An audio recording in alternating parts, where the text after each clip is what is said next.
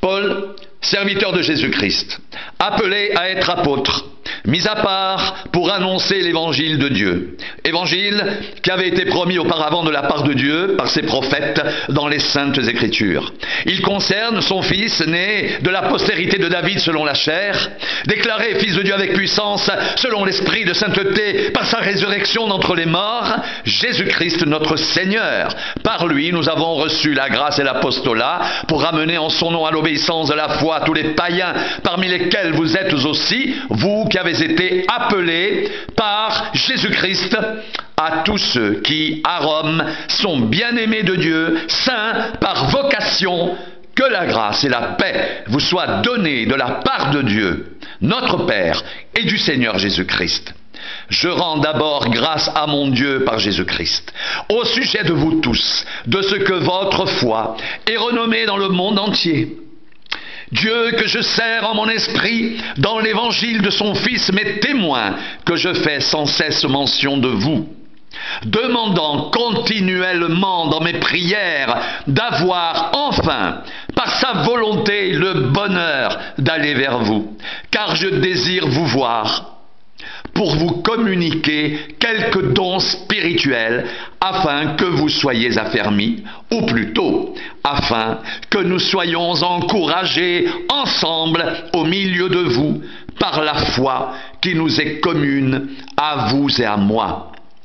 Je ne veux pas vous laisser ignorer, frères, que j'ai souvent formé le projet d'aller vous voir afin de recueillir quelques fruits parmi vous, comme parmi les autres nations, mais j'en ai été empêché jusqu'ici. Je me dois aux Grecs et aux barbares, aux savants et aux ignorants. Ainsi, j'ai un vif désir de vous annoncer aussi l'Évangile à vous qui êtes à Rome.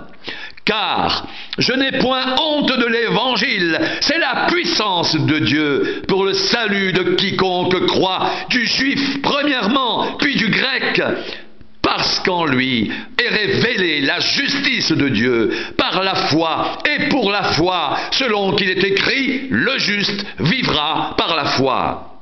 La colère de Dieu se révèle du ciel contre toute impiété et toute injustice des hommes qui retiennent injustement la vérité captive. Car ce qu'on peut connaître de Dieu est manifeste pour eux, Dieu le leur ayant fait connaître.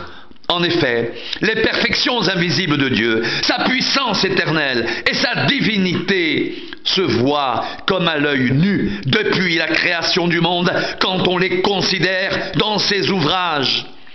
Ils sont donc inexcusables, car ayant connu Dieu, ils ne l'ont point glorifié comme Dieu et ne lui ont point rendu grâce. Mais ils se sont égarés dans leurs pensées et leur cœur, sans intelligence, a été plongé dans les ténèbres.